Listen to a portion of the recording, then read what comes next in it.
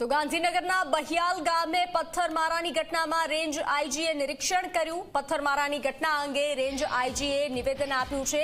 એક ટોળકીએ દુકાનમાં તોડફોડ કરી અને આગચંપીનો પ્રયાસ કર્યો હતો। જે વાહનો પડ્યા હતા તેમાં પણ તોડફોડ કરી હતી।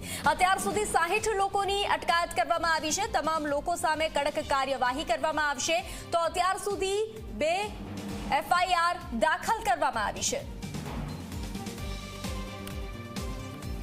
એમાં જે પોસ્ટ છે એના બારામાં આપને બિલકુલ જણાવવામાં આવશે, પરંતુ આ પોસ્ટમાં એક કમ્યુનિટીને લાગે કે આની કોઈ ભાવનાઓનો આવત થયો છે એવી પ્રકારની પોસ્ટ કોઈ હતી, તો એમાં પણ પોલીસ સ્ટેશન છે, પોલીસ છે, એને આપ જાણકારી આપી શકો છો। એ જાણકારી આપવાની હતી, પરંતુ અમુક લોકો દ્વારા જે ઇન્સ્ટિગેશન કરવામાં આવ્યો, મોટિવેટ કરવામાં આવ્યો અને એના પછી એવી પ્રકારની ગેરકાયદેસર ભીડ ભેગી થઈ અને પછી ગેરકાયદેસર જે ગુનો અને કૃત્ય કરવામાં આવેલ છે આ બાબતમાં જે છે FIR થઈ છે અને પોલીસ દ્વારા સખ્તમાં સખ્ત કાર્યવાહી કરવામાં પણ આવી છે। જે રીતે હું આપને થોડી દેર પહેલાં જણાવ્યો કે લગભગ 60 જેટલા લોકોને પોલીસે રાઉન્ડ અપ પણ કર્યા છે। વધુ જાણકારી સાથે સંવાદદાતા દર્શલ જોડાઈ ચૂક્યા છે। દર્શલ, બહિયાલમાં અત્યારે શું સ્થિતિ જોવા મળી રહી છે? જે રીતે FIR પણ દાખલ કરવામાં આવી છે, 60 લોકોને રાઉન્ડ અપ કરવામાં આવ્યા છે, આઈજીનું નિવેદન સામે આવ્યું છે, શું વિગતો?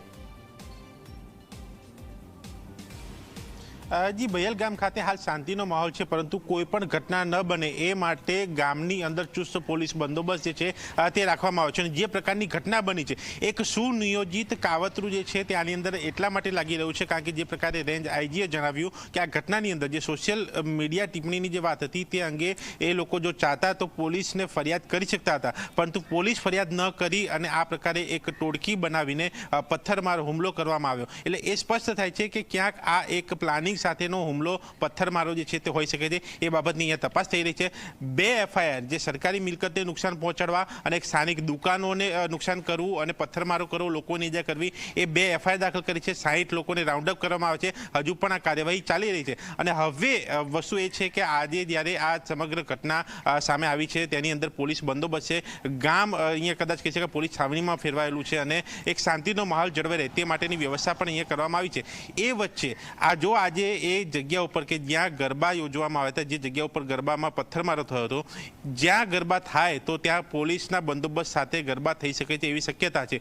એ સ્પષ્ટતા નથી, પરંતુ હાલ આ લાગી રહ્યું છે એટલા માટે કારણ કે હજુ પણ પોલીસ બંદોબસ્ત છે અને જો સ્થિતિ આવી રહી તો પોલીસ બંદોબસ્ત રાતે પણ રહી શકે અને ત્યારે પોલીસ બંદોબસ્ત વચ્ચે ગરબા થાય એ એક બાબત છે। એટલે કે હાલ શાંતિ છે, પોલીસ બંદોબસ્ત છે અને સાથે પોલીસ કાર્યવાહી પણ ચાલી રહી છે। અને જે પ્રકારે આખું એક ઘટના બની હતી તેની અંદર ક્યાંય પણ કોઈ છૂટી ન જાય, કોઈ રહી ન જાય, એક કડક કાર્યવાહી થાય તે પણ ખાતરી અહીંયા રેન્જ આઈજી આપી છે। જી દર્શલ, જાણકારી સાથે જોડાવા બદલ આભાર। તો જે રીતે પોલીસે છાવણીમાં ફેરવામાં આવ્યું છે દહેગામનું બહિયાલ,